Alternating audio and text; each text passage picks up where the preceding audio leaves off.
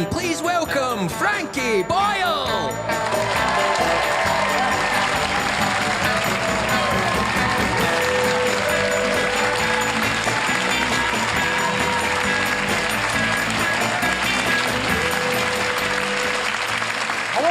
Welcome to the new series of New World Order, which we're filming in Glasgow. In Govan.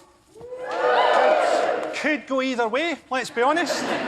This is great for me, because we used to film this in London, and I loved it, but I've always found English people, they never quite fully get Scottish people. I think the key to understanding Scotland is that you'd never get a Scottish version of the film The Matrix, because if you offered a Scottish guy 2 pills, he'd take both. Everyone's got through the pandemic in their own way. Matt Hancock watched tens of thousands of people die and managed to stay horny. That takes talent. You think that graph's pointing upwards? Fucking look at this. Do you know who I felt sorry for in the pandemic? Black cab drivers, furloughed on 80% of the £9 a year that they declare. If we've learned anything in the pandemic, it's that elder care in this country can be a lottery.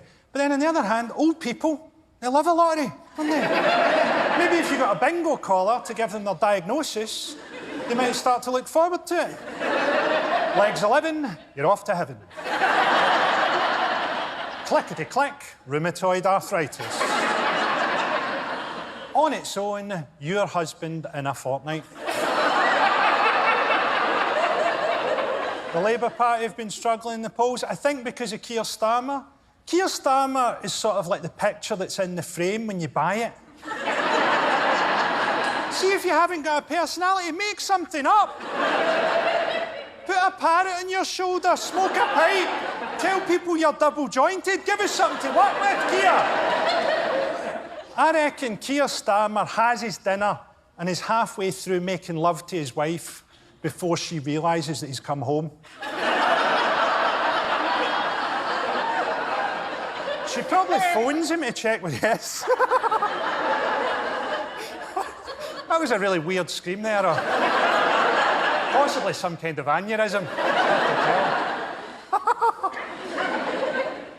The Queen congratulated Emma Raducanu on her victory in the tennis. I thought that was really nice. Just nice to see her sticking up for a teenage girl in a US court.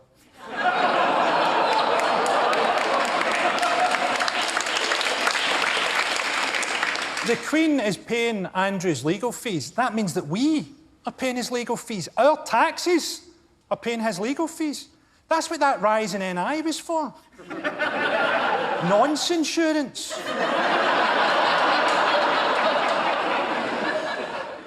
DC Comics are bringing out a bisexual Superman. A bisexual Superman who's in a gay relationship.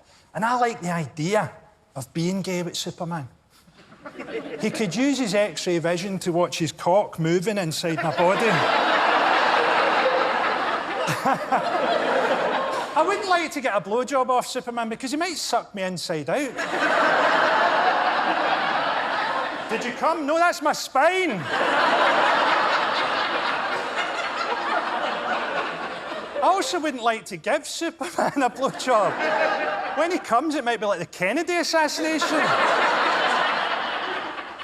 Newcastle United have been bought by Saudi Arabia, and I think Newcastle are going to do really, really well now. There's no limit to what they might achieve, because the last team that got backed by Saudi Arabia managed to pull off 9/11.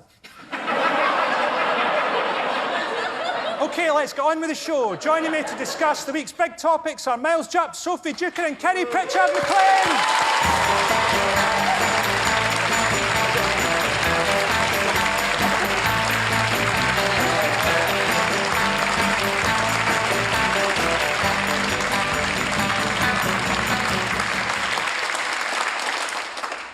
Welcome aboard. Thank you for having us. I've not seen you for ages. That's because you'll never message us back.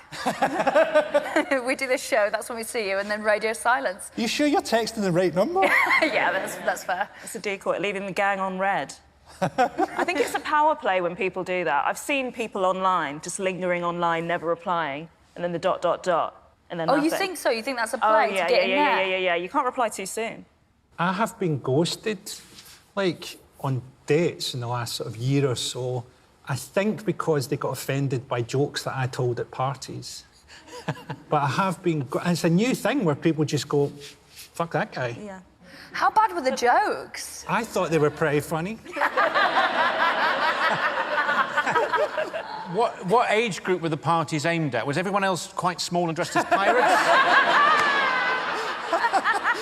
It's just a really bad booking, Miles. This guy, he's funny, but I don't think he's reading the room at all. First up, we're living in the blooper reel at the end of British history.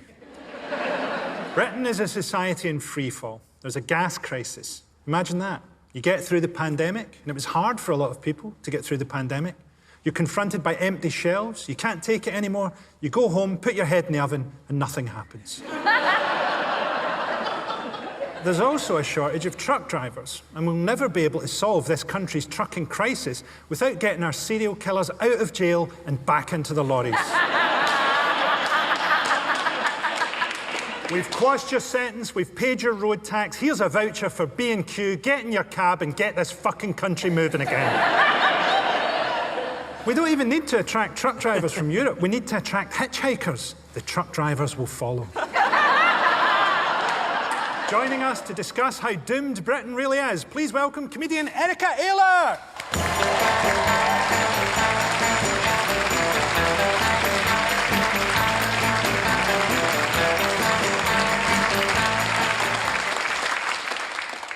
Hi, Erica, how you doing? Good, how are you? You're from Canada. I am, yeah. You got a perspective on how doomed Britain might be? Y'all are fucked. To put it nicely. We've got an interesting government. They're a colourful bunch. What, my government? Oh, no, but I mean... Well, ours is- Trudeau, I thought you were meant... He is very colourful, but sometimes the wrong colour. Yeah. Like, always, how many times did he black up? At least 3. There's one where he's blacked up and everyone else isn't even in fancy dress.